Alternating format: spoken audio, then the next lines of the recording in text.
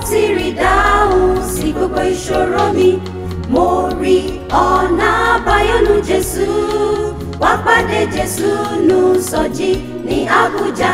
Ìyanu ìyanu ìyanu yóò sì jẹ́ tirẹ̀. Ìsọjí làlùkà àti gbogbo àgbáyé tí oṣù September ló ń gorí afẹ́fẹ́. Pàdé olùṣọ́ àgùntàn àgbà àti ìjọ Deeper Life Bible Church Pastor Dr. W.F. Kumuyi ní ìlú Àbújá.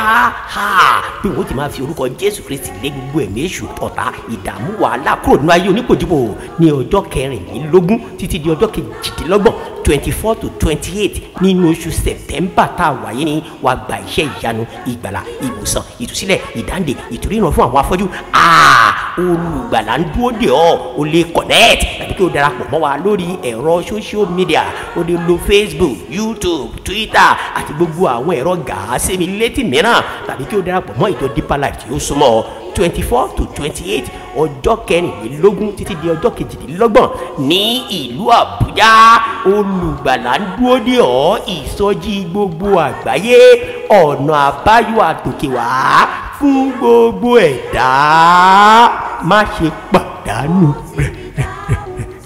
Ìṣòro mi mo rí ọ̀nà àbáyọ nínú Jésù. Wá pàdé Jésù nù sọjí ní Abuja. Ìyanu ìyanu ìyanu yóò sì jẹ́ tirẹ̀.